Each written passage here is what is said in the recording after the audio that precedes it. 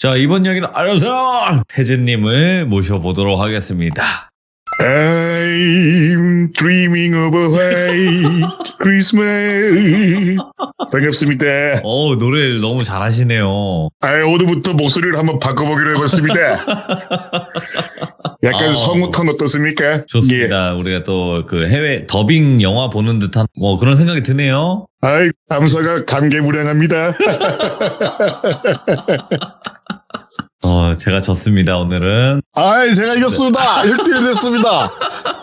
저번 주에 복수 한번 했습니다. 참 성우가 나올 힘들었습니다. 줄은 상상을 못했습니다. 1대1입니다. 저번 주에 복수를 했습니다. 깔끔하게. 알겠습니다. 자, 오늘 네네. 태진님께서 항상 이제 찾아오실 때마다 저와의 모종의 결투가 있는데, 그것도 보는 재미가 있을 겁니다, 여러분들도. 근데 오늘은 제가 완벽히 완패했습니다. 인정합니다. 자, 그러면 오늘 태진님께서 들려주실 이야기 한번 바로 들어보는 게 어떨까 싶습니다. 좋습니다. 네, 그럼 출발해보도록 할게요. 렛츠고! 기리십니다. 태진이에요!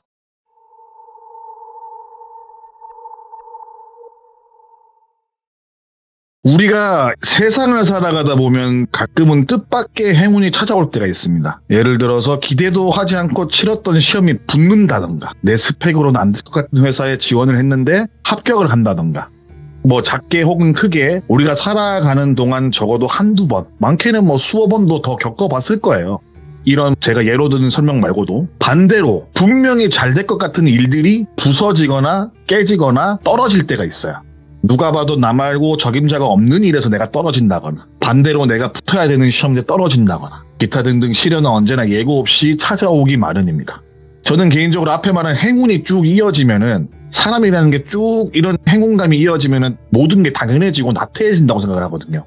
반대로 안 되던 일들이 하나하나 풀려나가면은, 한 줄기 빛처럼 일이 잘 풀린다면은 작은 것에서 감사한다고 저는 느끼고 있습니다. 아무튼 오늘 이야기는 그러한 고구마 같은 인생에서, 안 되던 고구마 같은 인생에서 한 줄기의 빛을 발견했던 이야기입니다. 오늘의 주인공은 늘 부르는 똘비라는 이름 대신에 진명이라는 가명을 붙이고 이야기를 해보겠습니다. 진명의 인생에서 가장 큰 시련과 큰일이 벌어진 건 40대 중반 무렵에 벌어졌다고 합니다. 갑작스러운 와이프의 외도, 그리고 외도로 인해서 이혼, 거기다가 다니고 있던 회사에서 권고사직을 받았고 때마침 몸이 좋지 않아서 병원에 통원치료를 받고 있었어요. 되게 아픈 큰 병 이런 건 아닌데 업무의 연장선으로 업무성 회식으로 인한 통풍을 얻게 됐어요. 통풍을 아시는 분은 아시겠지만은 바람만 스쳐도 아프거든요. 저는 걸려보진 않았지만은 후만 불어도 아프다 하더라고요. 후 막 불기만 해도. 아무튼 통풍으로 인해서 통원치료 몇 년간 받던 와중에 권고사직을 받게 되었고, 근데 이거 약간 억울한 게 업무상 접대자리 혹은 진급 때문에 눈도장을 찍고 하는 술자리가 많다 보니 자연스럽게 가정에 소홀했던 것이고, 그러다 보니 와이프는 외도를 했다는 건데, 가정은 먹여 살리기 위해서 누구보다 고군분투했지만 정작 제대로 자신의 가정을 돌보지 못한 잘못도 있었고, 진명이는 그렇게 스스로 느꼈었고, 와이프에게 서운하기도 하고 밉기도 하고 화도 나고 여러 가지 감정을 느꼈지만, 그 와중에도 내가 왜 이렇게 살았는데 라는 억울한 감정까지 차올랐지만 그나마 버틸 수 있었던 것. 그래서 아들내미 녀석은 밖에서 간슬게 다 내놓고 일하는 걸 항상 고맙게 생각했어요. 항상 감사했고, 그리고 무엇보다 아들이 아빠 편이었어요. 그래서 바람을 핀 엄마보다 아빠를 선택해서 살았다고 합니다. 하루아침에 사랑했던 와이프를 잃었지만 그것만큼 또 아팠던 게 뭐냐면은, 아까 말씀드렸지만 회사에서 맨발에 땀나도록 뛰어다니고 잦은 접대와 술자리로 인해서 통풍까지 얻은 만큼 정말 열심히 일하면서 병원에서 약까지 먹고 치료받아가면서 그렇게 다닐 만큼 접대와 술자리 그리고 진급 때문에 그렇게 열심히 살았는데, 돌아오는 건 명예퇴직이니 권고사직이니 하는 말뿐이니까, 난 이제 어떻게 살아야 되나, 이제 난 뭘 먹고 살아야 될까, 뭘 위해서 살아야 되나 라는 생각을 했다고 합니다. 당장은 아들 녀석이 내후년 정도면은 대학교로 진학하는데 등록금부터 기타 등등 돈 들어갈 때가 한두 군데가 아니잖아요. 그래서 그런 생각에 통풍이고 일단 나발이고 뭐든지 해야겠다는 생각에 공사판도 나가고 수많은 일용직들을 전전하면서 일을 했지만은, 평생 책상 앞에 앉아서 사무직을 보던 사람이 하루아침에 현장직에 적응하는 게 보통 일이 아니잖아요. 통풍은 통풍대로 통증이 심한데 약을 먹으면서 참아내면서 일해야 하니 그것 또한 곤욕이었고, 일을 마치고 집에 돌아오면 녹초가 되어버리니 제대로 된 식사는커녕 현장 나가서 먹는 한밭집 밥 말고는 딱히 식사를 못했대요. 너무 힘들어서. 살이 쭉쭉 빠지고 이렇게 됐는데, 그나마 좋아진 건 살이 빠지면서 통풍이 조금 많이 나아지게 됐대요. 그러니까 살이 빠지면서 몸이 바뀐 건지 아니면 약을 자주 먹고 술을 안 먹어서 그런 건지 모르겠지만 살이 좀 빠지면서 몸이 좀 좋아졌고 어느 순간부터는 관리만 잘하면 예전처럼 매일 마시는 술 아니고서는 일주일에 뭐 한두 번 간단하게 뭐 소주 한두 잔 정도는 통풍이 오지 않을 만큼 몸이 좀 많이 회복이 되었다고 하더라고요. 그러면서 네. 현장 일에 적응도 잘하기 시작했고 이래저래 그래도 세상을 열심히 사니까는 살만하구나. 역시 죽으라는 법은 없구나. 역시 이런 생각과 함께 자신이 갖고 있던 일전에 갖고 있던 아픔들을 좀 많이 치료를 했다고 합니다. 그렇게 어느 날과 다를 것 없이 인력사무소로 출근을 했는데 그날 오전부터 비가 부슬부슬 내렸다고 하더라고요. 그래서 원래 가기로 했던 현장 일을 나가지 못하는 상황이 되었고 그렇게 하루 봉치고 집으로 돌아가기 위해서 차를 몰고 가는데 빗줄기가 점점 굵어지기 시작하는 거예요. 굵어지는 빗줄기를 바라보면서 야 차라리 현장 나가서 철수할 바에 오늘은 출근해가지고 이렇게 간 게 더 잘 된 것 같다. 그리고 비도 오니까는 집에 들어가는 길에 삼겹살이나 좀 사가지고 아들내미랑 좀 구워 먹을까? 라는 생각을 하고 집으로 향하고 있었는데 빗줄기가 굵게 억수같이 내리치는 와중에 길 언저리에 머리에 짐을 이고 한 손에도 딱 봐도 무게가 좀 있는 가방을 들고 서 계시는 어르신을 보게 되는 거예요. 빗줄기가 갑자기 굵어지다 보니까는 우산을 쓰거나 어쩌지 못하시는 모습 같은데 거기다가 짐도 들고 계시니까 아무래도 우산 쓰기 힘들잖아요. 그런 모습을 보면서 고향에 계신 부모님 생각도 나고 어르신 감기 드실까봐 안쓰러운 마음에 깜빡이를 잠깐 킨 다음 차에서 후다닥 내려서 비를 피하고 계신 어르신 짐을 일단 들쳐매고 어르신 비가 억수같이 오는데 이러지 마시고 차에 타세요. 타시고 지금 비 더 맞으시면 감기 드시면 며칠을 알아 누우실 텐데 가시는 곳이 멀지 않으면 제가 데려다 드릴 테니까는 수상한 놈이다 생각하지 마시고 그냥 아들 같은 놈이구나 라는 생각으로 차에 타세요 이렇게 말을 했다고 하더라고요. 사실 진명이가 얼굴이 되게 선한 인상이에요. 비록 권고 사직을 당하긴 했지만은 얼굴이 서글서글하고 동글동글하고 딱 봐도 약간 사람 성격 좋을 것 같은 순한 얼굴 있잖아요. 생각이 들 정도로 순하게 생겼었고 잠시 진명이를 물끄러미 바라보던 어르신은 마지못해 이끌려가듯이 진명의 손에 이끌려 차에 탔다고 하더라고요. 그렇게 젖으신 몸 축축하지 않게끔 깨끗한 수건 꺼내서 닦으시라고 드렸고 그렇게 수건을 드렸는데 어르신은 수건을 받으면서 진명이를 물끄러미 바라보면서 물기를 닦았대요. 진명이도 수건 하나 더 꺼내서 자신의 몸을 닦으면서 룸미러를 슬쩍 보니까는 어르신께서 진명이를 뚫어져라 쳐다보고 계시는 거야.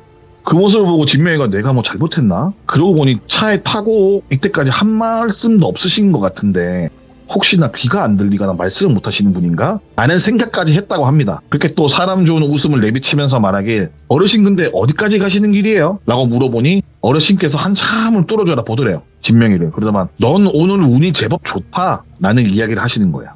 진명이가 어르신 대답에 의아해하면서 네? 어르신 그 운이 좋다는 게 무슨 말씀이세요? 라고 되물으니까 너는 오늘 운이 참 좋네. 평상시에 말로 짓는 죄는 안 할 쌍인 것 같긴 한데 뭐 그냥 운이 좋은 건가? 아니면 내가 운이 좋은 건가? 다늘그 할망구가 운이 좋아봤자 얼마나 좋겠냐마는 확실한 건 네가 되었든 내가 되었든 운이 참 좋다 라는 말씀을 하셨다고 합니다. 그래서 진명이가 운? 뭔 운을 자꾸 이야기하시는 거지? 라면서 혼자 속으로 생각하고 있는데 그 뒤에 타신 어르신께서 나 배고프다. 너가 집 가서 삼겹살이나 2점 구워 먹고 가려니까는 집으로 빨리 가자 이렇게 말씀하시는 거예요. 아니 어르신 그게 아니라 원래 가시려고 했던 목적지가 어디세요?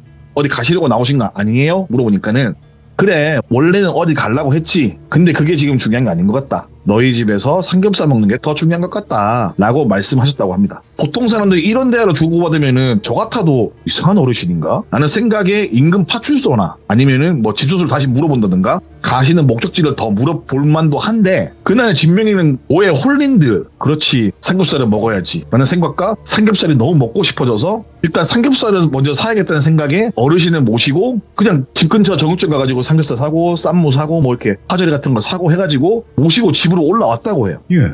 다시 얘기해줄 때 그때 아마 내가 똑같은 상황이었으면 안 그랬을 건데 그때 왜 그랬는지 모르겠다면서 그때는 그냥 자연스레 그렇게 먹었다고 말씀을 하셨는데 아무튼 집에 갔더니 아들은 어디 갔는지 불러도 안 나오고 일단 어르신을 영문도 모른 채 집안에 들였는데 그제서야 이게 맞나? 라는 생각이 들면서 내가 왜 어르신이 이렇게까지 모셔왔지? 뭐에 홀렸나? 라고 생각할 무렵 어르신께서 나 배고프니까 빨리 구워봐라 라고 말씀을 하셨고 진짜 누가 봐도 이상한 상황이지만 어르신 배고프실까봐 진명이는 부랴부랴 상추도 씻고 밥솥에 있던 어제 먹던 밥 말고 쌀을 새로 씻어서 된장찌개도 끓이고 밥도 하고 그렇게 삼겹살 구워 먹는 최고의 밥상을 준비했다고 합니다. 그렇게 삼겹살을 구워가면서 잘 익은 걸 한 점, 두 점, 어르신 밥그릇 위에 올려드리고 자기도 먹고 밖에 억수같이 내리는 빗소리를 들으면서 진명이도 그렇게 맛있게 고기를 구워 먹고 있는데 아까는 불러도 대답 없던 아들이 집으로 들어왔다고 합니다. 그러고는 아들이 진명이를 한번 쓱 보고 맞은편에 있는 태어나서 처음 보는 할머니가 앉아있으니까는 깜짝 놀랐다고 하더라고요. 진명이 아들은 살짝 놀랬지만은 그래도 예의는 바른 놈인지라 꾸벅 인사를 했고 그 모습을 본 어르신은 진명이의 아들을 보면서 정말 흐뭇한 미소로 웃으시면서 아이고 네 집 아들인지 참 인물도 훤하고 착하네 라고 말씀을 하셨고 그런 모습에 흐뭇한 진명이는 아들한테 손 씻고 와서 빨리 밥 먹어라 라고 말을 하며 다시금 고기를 굽는 데 집중을 했다고 합니다. 이렇게 막 고기를 굽고 있는 와중에 그러던 와중에 어르신께서 말씀하시길 주머니에서 뭘 꺼내더래요. 그러면서 종이를 내밀면서 여기 적힌 전화번호로 전화해서 나 데리러 오라 함은 사람들이 올 거다. 여긴 지금 전화 한 통 넣어봐라 라고 하시길래 진명이는 그 어르신께 주신 그 종이에 적힌 전화번호로 전화를 걸었다고 합니다. 전화를 하자마자 이러이러한 있어서 어르신 데리고 왔다라고 말을 했고 상대방에선 아이고 우리 선생님이 거기 계셨냐고 어쩌지 약속 장소에 차를 가지고 왔는데 안 계셔가지고 아니, 전화기도 없는 양반이 어디 계신가 싶었는데 거기 가 계셨냐 이렇게 말을 한 거예요. 근데 알고 보니까는 어르신이 서 계신 장소가 약속 장소예요. 그 약속 장소에 서 계신 어르신을 진명이가 오해하고 그냥 태운 거예요. 다짜고짜. 그래서 어르신이 그렇게 쳐다본 이유가 새로 마중 나온 놈인가 싶었대요. 그리고 평상시에 청력이 안 좋아서 끼던 보청기가 젖을까 싶어가지고 잠시 빼놓고 있던 상태에서 진명이가 뭐라 말하는데 제대로 안 들리잖아요. 네. 그러다가 보청기를 끼고 처음 들은 말이 어르신이 이렇게 비가 오시는데 어디로 가십니까? 라는 말을 들은 거예요. 그때서야. 아, 이놈은 날 데리러 온 놈이 아니라 그냥 비가 오고 이러니까는 늙은이가 거짓내가지고 태워주려 했구나.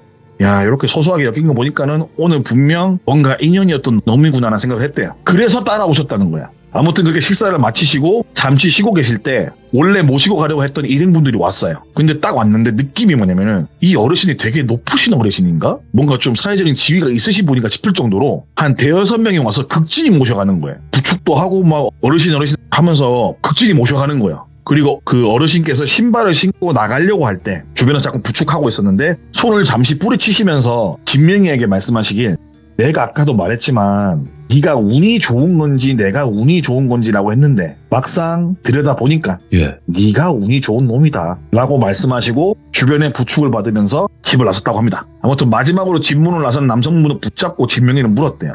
저분은 누구시냐? 딱 봐도 평범한 어르신 아닌 것 같은데 뭐 하시는 분인지 실례지만 여쭤봐도 되냐고. 그러니까는 그 마지막에 나서시는 남성분 하시는 말씀이 뭐 우리 어르신께서는 지금은 신기가 없으신데 우리나라에서 손꼽히시는 무당이시다. 나라에서 제를 지내거나 나라에서 높으신 분들이 원하면 점사도 봐주고 했을 정도로 정말 큰 분이시다. 근데 이제는 연세가 많으셔가지고 기력이 쇠하시고 신기도 없으신데 그러다 보니까 신딸들이 서로 모셔가려고 보필하고 싶어 하다 보니까는 이래저래 많이 거처를 옮기시는데 오늘 때마침 다른 신딸 집을 보러 오셨는데 비가 내리길래 약속 장소를 정하고 마중을 나갔는데 없어서 걱정을 했다. 근데 여기 와 있던 거다. 이러이러해서 그렇게 말하고 나가려다가 아차차 하면서 갑자기 돌아서서 진명이한테 흰 봉투를 주는 거야. 그러면서 어르신 잘 봐줘서 감사하다 라는 의미로 돈이 든 흰 봉투를 찔러주는 와중에 진명이는 안 받을라 하죠. 뭐 딱히 제가 한 것도 없고 아이고 제가 그냥 서 계시는 어르신 오지랖 삼아서 데려온 것밖에 없는데 받을 수 없다라고 옥신각신 하는 와중에 어르신께서 말씀하시길 그냥 봉투 주지 말고 일로 와라. 무당돈 함부로 주는 것도 아니고 받는 것도 아니다. 이미 내가 값은 다 지불했고 이 값이라는 것은 나중에 시간이 지나거든. 네가 내가 한 말이 뭔지 알 거다. 혹여나 네가 그 일을 겪고 내가 살아있으면은 와서 술이라도 한 병 사들고 와서 고맙다고 하고 혹여나 내가 산 것이 아니고 죽은 것이 되었으면은 그 술 그대로 와서 내 무덤에 뿌려주고 마음속으로 고마워만 해라. 내 점값은 그걸로 된 거다. 뭐 이런 식으로 말하고 어르신이 떠나셨고 그 일 이후로 열심히 살던 진명이는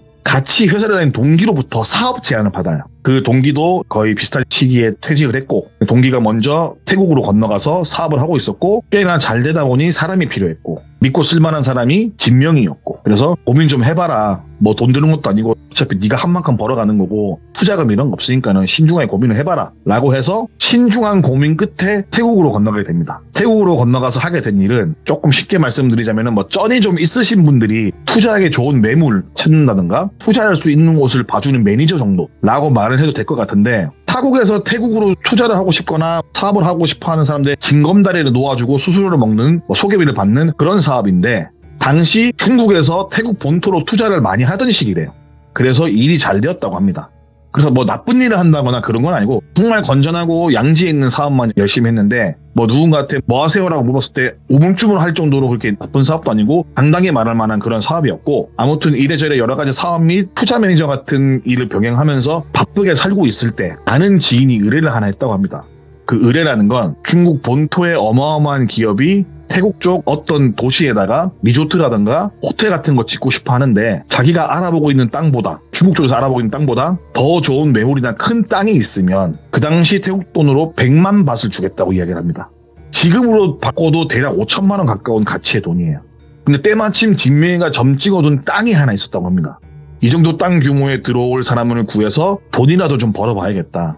이 땅 여기에 호텔 같은 거 들어오면 딱 좋을 것 같은데 그만한 쩐주가 없어서 아쉽다고 했던 땅이 있는데 그 땅을 소개를 해준 거예요. 그 땅을 소개해주고 100만 밭이면은 진짜 거저먹는 행운이라고 생각했었고 요런 기회는 놓치면 안 된다는 생각에 최선을 다해서 준비를 했다고 합니다. 그러면서 며칠 뒤에 중국 본토에서 날아온 건설 관계업자 같은 사람들이 와서 땅을 보고 주변에 있는 민가들이나 이런 주변 환경들 기타 등등 면밀하게 꼼꼼하게 살펴본 뒤에 돌아가게 되었고 진명이는 제발 내 징검다리가 잘 돼서 돈 좀 벌어서 아들내미 대학 등록금이든 유학자금이든 보탬이 되고 내 노후자금도 벌었으면 좋겠다는 생각으로 몇 날 며칠 전전긍긍하면서 기도를 했어요.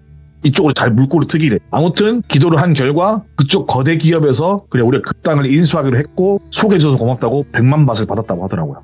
그리고 100만 밭을 받고 그 중국 쪽 업체에서 말하기 내일 모레 우리 사람 하나 갈 건데 우리 사람 한 명 가면은 이야기 한 번만 들어봐줘라 할 얘기가 있다라고 말을 하는 거예요. 그래서 알겠다라고 했죠. 알겠다라고 하고 기업체 쪽에서 보낸 사람이 이틀 뒤에 온다고 했던 시간이 됐고 그 사람을 만나게 됩니다. 한 가지 제안을 더 받았대요. 그 제안이 뭐냐면은 태국에는 쌈프라품이라는 사당이 있는데 우리나라 말로 번역을 하자면 토지신의 집 뭐 이런 뜻이더라고요. 보니까 태국에 어느 가정집이나 건물이나 뭐 호텔이든 뭐 그런 사람들 되게 많다고 하더라고요. 저는 태국을 한 번도 가본 적이 없었기 때문에 아 그런 것들이 있구나라는 것도 처음으로 알게 됐는데 아무튼 새로운 집을 짓든 기존의 집을 허물든 집을 올리든 뭐든 간에 쌈프라품이라고 하는 건 꼭 있어야 하는 곳이고 우리나라로 치면은 성주신 모시는 그런 거잖아요. 공사가 들어가는 그 주변 땅, 민가들부터 계약을 하는 집들이 다 있을 거 아니에요. 땅을 밀어야 되니까는. 그러면은 이 수많은 쌈프라품이 걸리적거리는 거예요. 중국 입장에서는. 그래서 쌈프라품이 뭐 때문에 걸리적거리는지 진명이가 조심스럽게 물어봐요. 이게 왜 뭐 때문에 그러십니까? 라고 물어봐요. 그러자 그 물음에 그 기업체에서 나온 중국 쪽 고위 관계자가 말하기를 아니 뭐 그게 대단히 문제가 되는 건 아니다. 근데 쌈프라품인지 뭔지 이런 거 믿고 그러면은 나라가 발전이 안 돼요. 아직까지 미신 나부랭이 믿고 있으면 발전하기가 힘들다. 그렇다고 우리가 믿지 않는다고 이걸 싹 하고 불도저로 밀면 뭐 포크레드 밀면 이 지역 민심 박살난다. 보기에 안 좋을 수 있다. 그러니까 공사 들어가기 전에 쌈프라품인지 뭔지 뭐 몰래 야밤에 작업을 해서 부셔버리든 아니면 뭐 치우든 뭐 어떻게든 간에 방법을 찾아가지고 우리가 공사하는 날 첫삽을 뜨는데 이 쌈프라품인지 뭔지가 보이지 않게 해달라. 그래야지 우리 기업 위에 오너 입장에서 이런 거를 별로 안 좋아하기 때문에 이런 모습을 보이고 싶지 않으니까는 쌈프라품만 처리해주면은 내가 200만 밭을 더 주겠다 라는 이야기를 하게 됩니다. 그래서 아니 그 정도 돈을 주지 않고 그냥 현지인한테 부탁하면은 훨씬 싸게 할 수 있지 않냐 진명이가 물었어요. 아무도 안 한대요. 아무도 그런 일을 하고 싶어 하지 않는데요. 그러니까 이것도 뭐 철거할 때 뭐 순서가 있겠죠? 예를 들어서 뭐를 하고 뭐 순서가 있을 건데 그 순서 없이 밀어버린다고 그냥 했을 때 그 현지인들은 아무도 안 한대요. 그래가지고 맡길 사람이 없고 그렇다고 본토에 있는 사람들 데리고 와서 하자니 그 돈이나 이 돈이나 별반 차이가 없을 것 같고 왠지 당신이라면 방법 알고 있을 것 같다. 하겠다면 내가 200만 밭을 더 주겠다 라고 한 거예요. 그래서 진명이는 엄청난 고민을 해요. 아 이거를 해야 되나 말아야 되나. 근데 모든 신들이라는 게 그런 거 있잖아요. 믿는 사람이 많을수록 힘은 세지잖아요. 그런 거를 일전에 들어본 기억이 나서 거기다가 또 타국이잖아요. 자신도 여기서는 이방인이에요. 혹여나 이거 잘못되면 큰일 날 것 같아갖고 거절을 해요. 아 이건 내가 못하겠다. 근데 그 관계자께서 200만 밭 말고 내가 300만 밭을 주겠다. 하겠냐 안 하겠냐 또 물어보더래요. 흔들리더래요. 300만 밭이면은 돈이 얼만데. 아 너무 고민이 됐대요. 아 이걸 해야 되나 말아야 되나 고민했는데 일단은 일할 사람은 구하기 힘든 거예요. 아 이거 근데 300만 밭이고 뭐고 일할 사람이 없다 라고 하는 와중에 같이 옆에 있던 친구가 그럼 제가 하겠습니다. 400만 밭 주시죠 라고 한 거예요. 근데 그 중국에서 온 본토에서 온 그분이 일 처리 잘 되면은 400만 밭에 보너스 100만 밭 더 주겠다. 총 500 주겠다. 뭐 착수비로 100만 지금 바로 주겠다. 이런 식으로 해가지고 그 친구가 가져간 거예요 그 일을. 그리고 벌어지는 일은 다음부터 그렇지. 이 이야기는 2부작으로 진행이 됩니다. 그 부분 참고하시길 바라겠습니다. 감사합니다. 자, 여러분들 안녕하십니까. 이번 이야기 시청자 태진님께서 찾아와 주셨습니다. 오늘은 어떤 이야기로 등장을 하실지 바로 통화를 해보도록 할게요. 안녕하시세요. 안녕하십니까. 이게 눌렀는데 자꾸만 안 떠가지고 아주 곤욕스러웠습니다. 참, 우리의 또 이 이간질은 어김없이 시작되는 것 같았습니다. 참, 이게 우리의 사랑을 또, 질투하는 그 세력이 있어요, 확실히. 자, 오늘 태진님께서 이렇게 찾아와 주셔서 너무 감사드리고 너무 또 영광입니다. 영광 불부입니다. 네. 알겠습니다. 자, 그러면 태진님이 오늘 준비하신 이야기 어떤 이야기일지 바로 출발을 해보도록 하겠습니다. 렛츠고! 끼겠습니다. 태지요.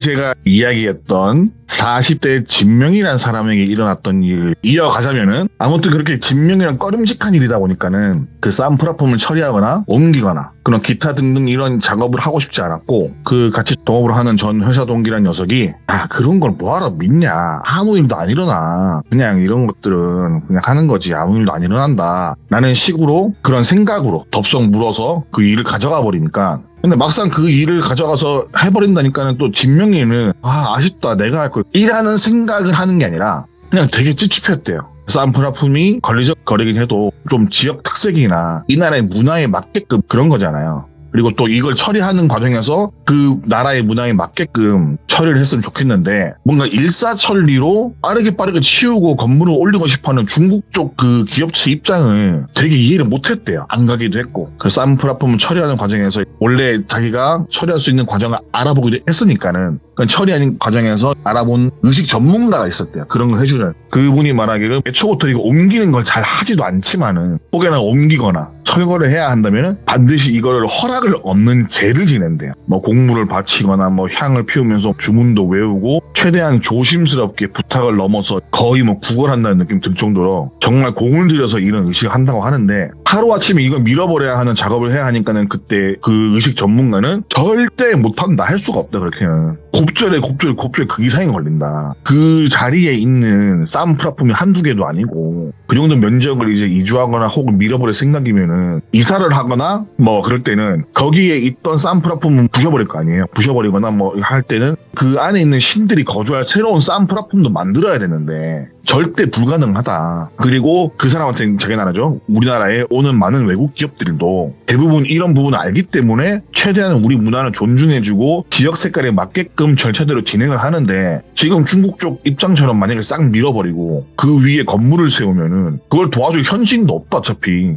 공사를 선택하겠다는 인부들이 없을 거다. 만약에 밀어서 건물을 짓는다고 하더라도 분명히 탈이 날 게 뻔하다 라는 이야기를 일전에 조사 중에 들은 게 있어서 같이 일하는 동업자 친구에게 자기가 조사한 모든 내용을 알려줬대요. 하지만은 돈 귀신의 시인 건지 뭔지 알 수는 없지만 진명이의 말은 전혀 귀담아 듣지 않았고, 태국에서 그렇게 몇 년간 사업을 해놓고도 문화를 잘 모르는 건지, 아니면 일단 돈을 벌 생각에 설마 별일이 생기겠어? 라는 마음으로 귀 닫고 눈을 닫아버린 건지, 진명이가 몇 번을 더 이야기해봐도 그게 대꾸를 하거나 어떠한 반응을 하거나 그런 걸 보이지 않았고, 이미 태국 현지인이 아닌 다른 나라 사람이 불러서 그 일대를 완전히 밀어버릴 생각을 했다고 하더라고요.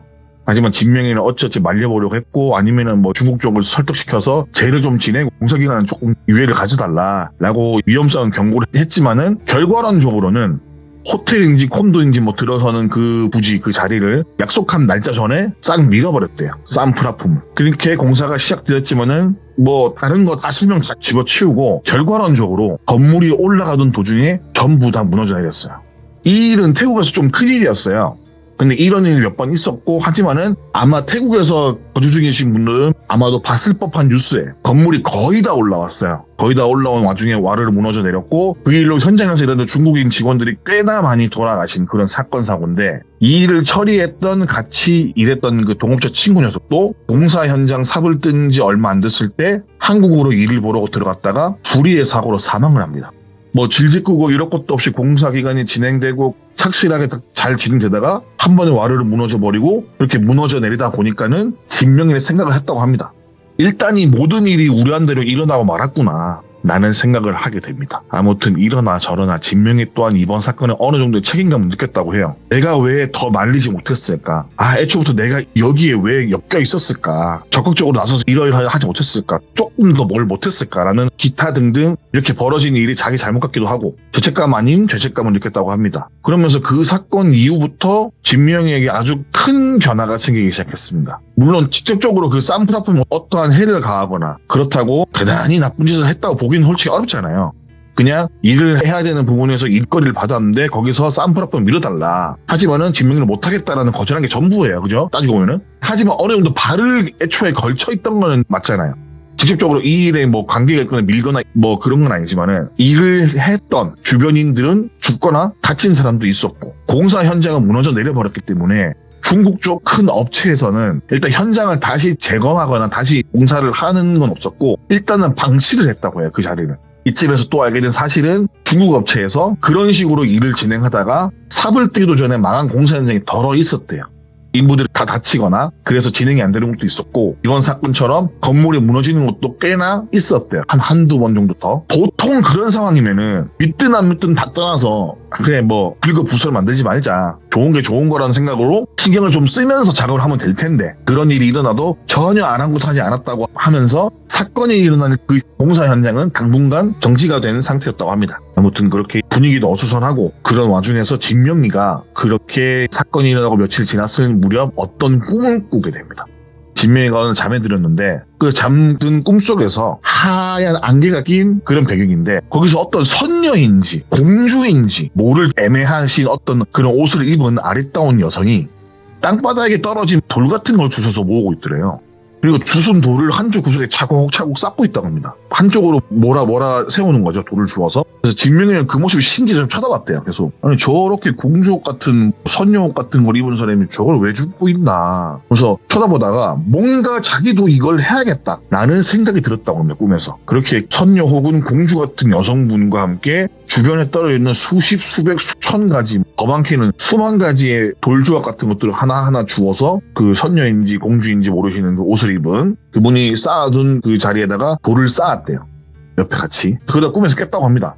좀 약간 기이하잖아요. 꿈이. 뭔가 이상한 꿈이다. 라는 생각을 했는데 사실 이런 꿈을 한 번 꾼다고 해서 뭔가 이상하다. 대단한 꿈이다. 라는 생각을 일반적으로 하기 쉽지도 않습니다. 그냥 뭔가 약 개꿈인가 보다 하고 넘기는 게 대부분의 사람이고 그런 보통 사람인 진명이다 보니까는 요즘 걱정도 많고 신경 쓸 일도 많고 그러다 보니까는 이런 꿈을 내가 꾸는가 보다 이상한 꿈을 라는 생각을 했고 그렇게 또 하루가 지나가서 잠자리에 들었는데 요번에는 하얀 배경에 안개가 자욱한 그런 배경에 어떤 태국 전통 복장을 한 팔이 4개 정도 달린 어떤 여인이 바닥에서 뭔가를 막 찾고 있는 모습 보았다고 하는 거예요. 진명이 뭐지 이건 또? 라는 마음도 들고 이 모습도 뭔가 재밌고 신기하더래 처음 봤는데 가만히 지켜보는데 팔이 4개 정도 달린 어떤 여인이 바닥을 거의 기어다니듯이 팍팍팍 하면서 뭘 찾고 있는 거예요. 진명이 주변 돌아다니면서. 그러면서 찾고 있다가 찾는 게 없는지 진명이 주변을 뺑뺑뺑 돌면서 냄새도 맡고 막 킁킁거리고 있다가 소리도 지르고 근데 그 소리를 지르는 게 사람이 지르는 소리가 아니고 약간 짐승 같기도 하고 그래서 무서워서 있었지만 신기해서 쳐다봤대요. 자꾸 뭔가 보다 보니까 괴이하더래요. 바닥도 살짝 쳐보기도 하고 파는 것 같기도 하고 뭐 냄새도 맡았다가 먼지 같은 거 주워가지고 입에 넣어보고 소리도 막 지르고 그런 거 약간 보는데 무섭고 기분이 나쁘고 막 그랬대요. 그 모습을 지켜보다가 다리가 굳어서 움직일 수가 없었대요. 순간 뭔가 되게 거대한 게 짓누르는 그런 느낌적인 느낌 받아서 옴짝달싹 할 수 없는 상태가 되었다고 합니다.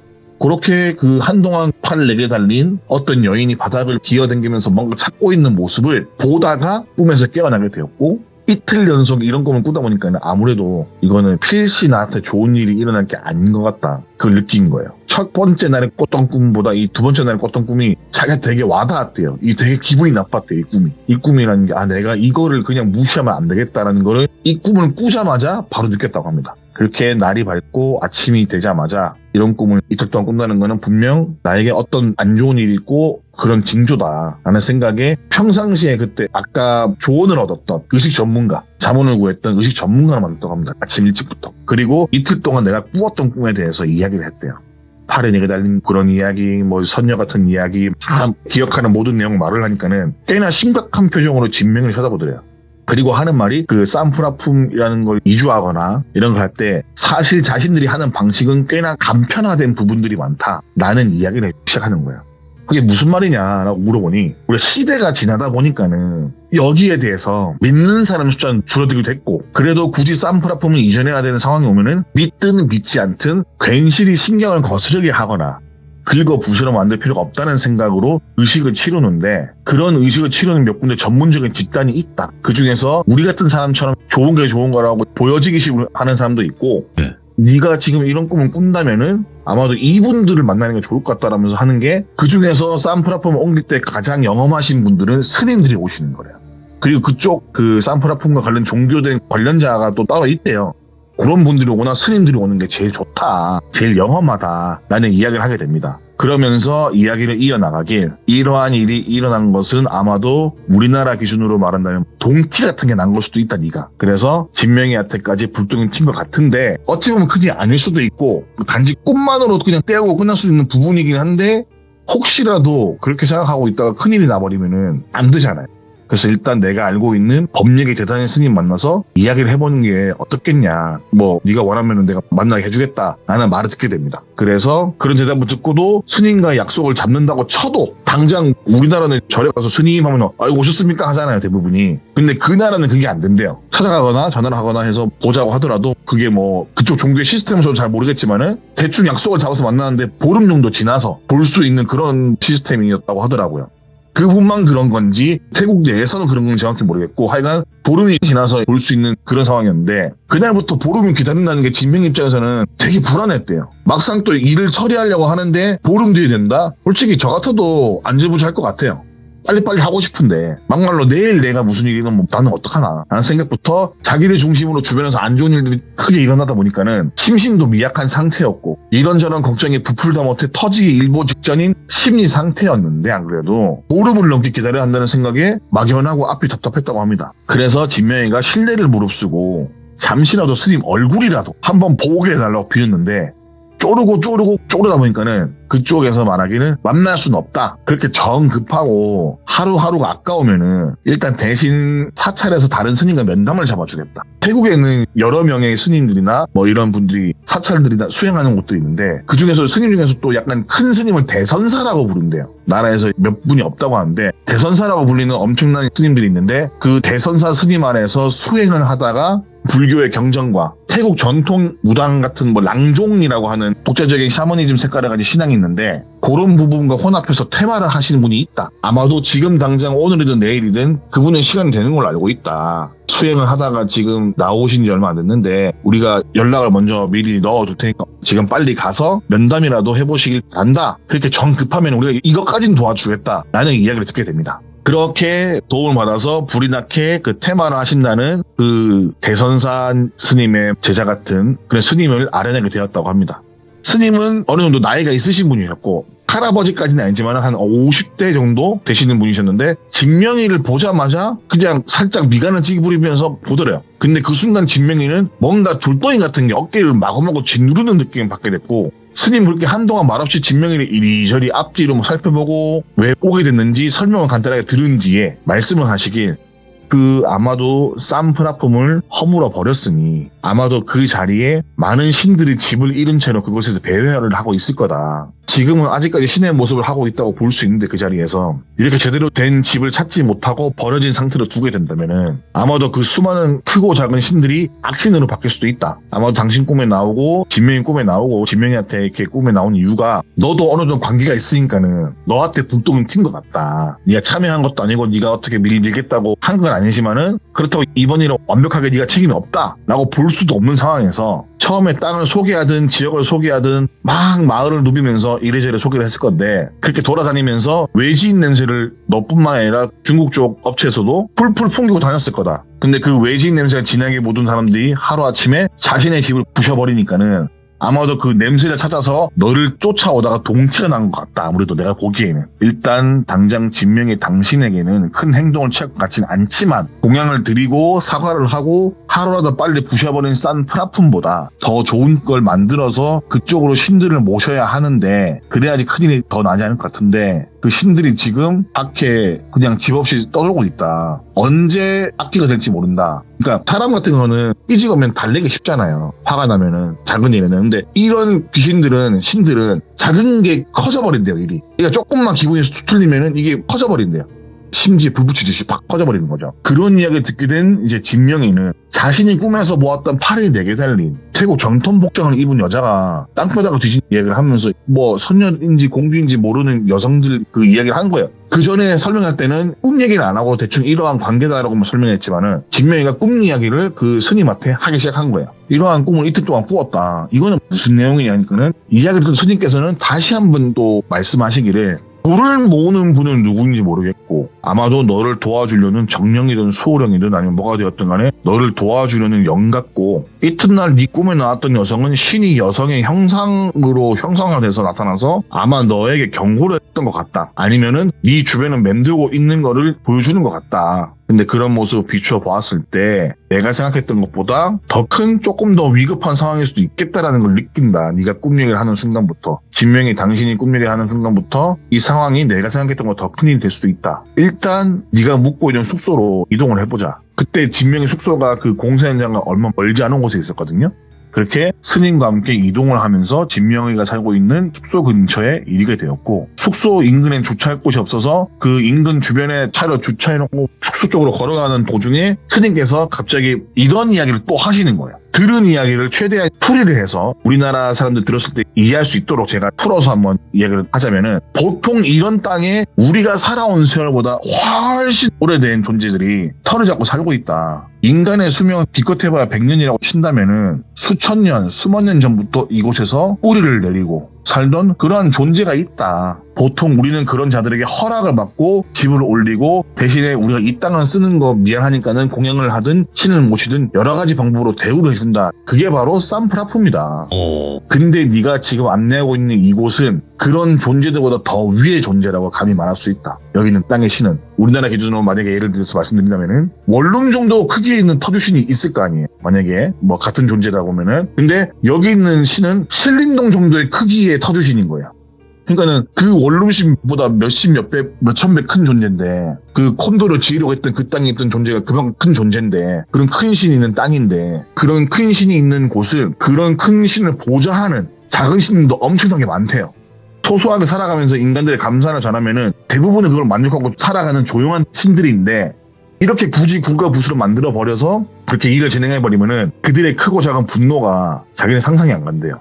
그러면서 그런 것 때문에 아마 분명히 너한테 해를 끼치려 한 것 같은데 휘날꽃던 꿈에 나왔던 미지의 존재가 내 생각에는 널 도와주고 있는 것 같다 라는 식의 이야기를 합니다. 아무튼 다 무너지고 박살이 난 산프라품을 그 자리에 다시 세우거나 혹은 부서진 자네들로 다시 재건축을 한다거나 그렇게 그냥 일을 아무런 제의식 없이 처리를 해버리면은 신을 더 모욕하는 행위라서 돈이 얼마나 들지도 모르겠다. 아마도 네가 벌어둔 거의 모든 걸 다 털어서라도 기존에 있던 것들보다 좋은 걸 무조건 세워야 될 것 같은 느낌이 든다.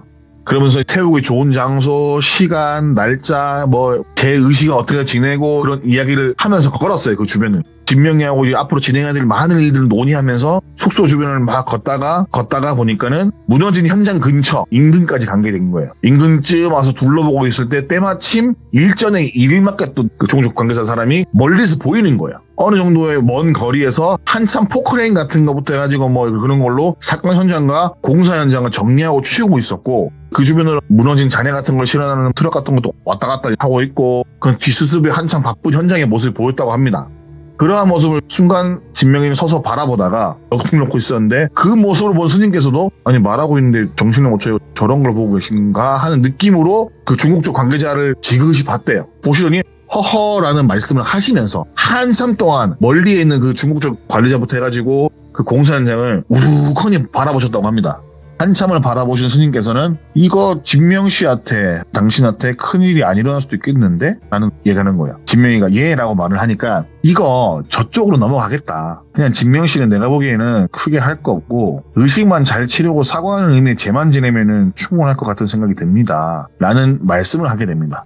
아니 방금 전까지만 하더라도 엄청나게 큰 사이즈 일을 해놓고선 갑자기 소박한 수준으로 미안하다고 말하는 죄만 지내면 된다니까는 당황스럽잖아요. 그래서 당황한 진명이가 그게 갑자기 이렇게 일이 그게 맞는 겁니까? 라고 하니까 스님께서 하시는 말씀인즉슨 내가 보기에는 저기 있는 저 높은 사람처럼 보이는 사람이 이 현장을 책임진 사람 같은데 맞습니까? 라고 물어보더래요. 맞다고 내가 그때 땅 할 때도 왔던 분이다. 그러니까 저 사람 근처에 화가 난 프라푸름들이 둘러싸고 있다. 그러니까 싼 프라품에 있는 신들이 여러 가지 종류가 있는데 프라푸럼이라는 종류의 형태도 있대요. 정확하게 저도 뭔지는 모르겠는데 프라푸럼이 둘러싸고 있다. 당신한테는 딱히 관심이 없는 것 같고 저쪽 사람들에게는 이건 원흉이다. 저쪽으로 다 몰려가 있다 이미. 저 사람을 보기 전까지는 진명씨 이야기만 듣고 이 일이 많이 커진 것 같았는데 그럴 수도 있겠다는 생각을 했는데 가만 보면서 이 주변을 돌아다니다가 저 사람 보니까는 당신은 되게 뭐 아무 별 상관없고 그냥 저 사람이라면은 그냥 그래 하고 넘어가는 상황이고 저 사람들이 큰일 나는 사람들인 것 같다. 그래서 가만 보니까는 아까 진명씨 당신이 했던 이야기가 대조해서 비교를 해보니까는 한쪽으로 몰아둔 돌 조각들은 아마 저쪽 사람들에게 책임을 전가하기 위한 당신의 뭐 수호령인지 정륜인지 하는 그런 기타 등등 어떠한 존재가 했던 것 같고 이튿날 꿈에 나와서 킁킁거리고 땅을 뒤지는 신은 돌 조각이 진명씨 근처에 있으면은 벌하려 했다가 아마 돌이 있었으면은 그 꿈에서 죽어지 싶다. 자기 생각에는 돌을 저쪽에 쌓아놓은 게 신의 한수인 것 같다. 그러면서 중국 쪽으로 넘어가는 것 같다. 그런 일들이. 지금 저렇게 쌓아둔 돌더미에 분명 싼 플랫폼 조각들이 엄청 많을 거고 저렇게 덤프트랙으로 실어나가는 저쪽에 분명히 싼 플랫폼 조각들이 엄청 많을 건데 저거 그냥 다 드러내서 죄도 안 지내고 포크레인 다 떠서 버리고 있으니까는 분명 저쪽에 큰일이 날 게 분명하다. 라는 말씀을 하게 됩니다. 그러니까는 그 스님 말씀인 즉슨 무너진 신전 싼 플랫폼이라도 그냥 절대 버리면 안 되고 죄를 지내고 의식을 치르고 버려야 하는데 그냥 쓰레기 마냥 저렇게 뭐 처분하는 모습은 분명히 이곳에 있는 아주 큰 신 같은 그런 존재도 보고 있을 거고 거기 밑에 조력하는 작은 신도 보고 있을 거다. 살짝 옷깃만 스친 정도의 인연으로도 큰일이 날 수 있는 게 신의 노여움인데 아무래도 저쪽에서는 그런 걸 신경 안 쓰는 것 같다. 쓰고 싶은 마음도 없고 그리고 살짝 옷깃만 닿은 당신이 더 신경 쓰고 있으니까는 당신은 아무 일도 없을 거고 아마 저쪽이 모든 죄값은 다 물을 것 같다. 그러니까 진명씨는 그냥 옷깃만 스친 정도니까는 사과 정도만 하는 몰라서 그랬다. 몰라서 이 일을 이렇게 하려고 그랬다. 이렇게 내가 알아봤다라는 정도로만 의식을 치르면은 아무런 일도 일어나지 않을 거다. 라는 이야기를 듣게 되고 대략 3시간 정도 진행되는 작은 의식만 치른 채 숙소로 돌아왔다고 합니다. 뭐 그 뒤로 뭐 꿈을 꾸거나 그런 건 없었고 마음적으로 되게 편해졌대요. 뭔가. 하지만 그 스님께서 말씀하시길 이미 직접적이든 간접이든 이곳의 신들에게 미운 틀에 박혀있을 수도 있다. 큰 신은 그냥 그러려 넘기겠지만 그 밑에 있는 작은 신들까지는 모르겠다. 그러니까는 여기서 하는 모든 일은 되도록 빨리 처리하고 당신 나라로 돌아가는 걸 추천한다. 라는 스님이었고 그렇게 간단하게 신병만 정리를 해서 한국으로 급하게 들어갔던 진명이에요. 그렇게 한국으로 돌아왔고 돌아와서 누군가에게는 설명하기도 힘든 일을 겪었지만은 그보다 조금 더 당황스러운 일이 또 벌어지는 거예요. 한국에 들어오고 얼마 지나지 않아 뉴스를 왔는데 일전에 자신의 그쪽 땅을 의뢰했던 중국 쪽 대기업이 부도를 맞이한 거예요. 그 뉴스를 접하게 된 거예요. 이걸 들으신 분들은 이 기업 같은데 그 기업체 맞습니다. 스님이 말한 큰일이라는 게 이 정도로 큰일을 예상하신 건가라는 생각이 불현듯 들었고 다른 한쪽으로는 그냥 우연의 일치인가? 라는 생각을 솔직히 들었다고 해요. 아무쪼록 죽을 뻔한 것인지 아니면은 죽을 뻔한 것까지는 아니지만은 약간의 동치가 묻었다고 해야 할 해프닝인지가 끝나게 되고 그 누구보다 열심히 살고 크게 나쁜 짓을 하거나 그런 것 없이 살았던 자신에게 먹고 살만하니까 자꾸만 이런 일이 벌어지고 의욕이 떨어지만 하지만은 비가 온 뒤에 땅이 단단해진다고 한국에 들어와서 하는 모든 일들이 꽤나 순조롭게 잘 풀리기 시작했다고 합니다. 현재는 한국에 들어온 지 몇 년 안 됐지만 지금은 뭐 크고 작은 매장 10개 정도를 운영하는 사업체를 가지고 계시고 그중에서 무인으로 운영하는 매장도 있고 아주 잘 살고 계세요. 그리고 뭐 일전에 만났던 그 무당 할머니 있잖아요. 어르신. 했던 말이 생각나서 그 어르신을 찾기 위해서 수소문을 해봤지만은 이미 세상을 떠나신 뒤였고 알려주신 대로 뭔가 도움 받은 것 같잖아요. 진명이는. 할머니가 일러주신 대로 마음속으로 고마운 마음을 가지고 현생을 열심히 살고 있고 꿈에서 나왔던 선녀인지 공주인지 하는 그 형태가 진명 생각으로는 그 할머니께서 모시던 신이라든가 아니면 할머니가 그런 모습을 해서 도와준 게 아닌가 혹은 뭐 그런 어떠한 존재가 나를 도와주기 위해서 오지 않았을까라는 생각을 하게 됐다고 하더라고요. 저도 근데 그런 모습 들으면서 그쪽으로 관계가 있지 않을까라는 생각을 저도 하긴 했어요. 여튼 자신에게 혹이나 피해가 될까봐 도로 쳐줬던 게 아닌가라는 생각을 했고, 오늘 이 얘기가 되게 좀 약간 매끄럽지 못한 부분도 있을 거예요. 중간중간 빼야 할 아이고. 부분도 있었고, 무슨 말씀이세요? 그리고 예. 이번 이야기도 너무 깊게 말하거나 너무 또 디테일하게 말하면은 아예 특정되는 부분도 있는데, 이거를 특정이 되지 않으려고 말을 했지만 특정이 분명히 됐을 거예요. 몇 군데가. 예. 예. 이런 일을 하는 사람이 태국 내에서 많지 않아요. 예. 우리나라 사람은. 그래서 진명이가 누군지 아시는 분은 분명히 있을 건데, 아무튼 뭐 되게 좀 조심스럽게 말하려고 했지만은, 그래서 설정도 몇 개 바꾼 것도 있지만은 오늘 이야기는 그냥 즐겁게 듣고 넘겨주시는 그런 이야기로 생각해 주시면 좋겠습니다. 아닙니다. 너무너무 잘 해주셨고, 오늘 태진님께서 찾아와 주신 것만으로도 너무너무 감사해요. 왜냐면 귀한 시간 내주신 거기 때문에 다시 한번 너무너무 감사드리고, 태진님께서 항상 건강하시고 그리고 좋은 컨디션으로 찾아와 주신 그 마음 다시 한번 바라봅니다. 감사합니다. 네, 고마우면 저를 해주십시오. 두 번 하세요, 두 번. 네, 두 번, 어이구. 두 번 하면 저희 방송에서는 원래 두 번 하긴 하는데, 아무튼 감사드립니다. 아, 감사합니다. 저 하겠습니다. 네, 들어가십니다. 아, 충성하십시오. 네, 즐거워. 예. 항상 태진님이랑 게 통화하고 나면 기분이 많이 좋아지는 것 같아요. 그리고 오늘 이야기도 너무너무 잘 또 마무리를 해주셨고, 우리 기종님들도 재미나게 들으신 것 같아요. 그래서 더 기분이 좋습니다. 모두가 행복할 그날까지 기리십니다. 감사합니다.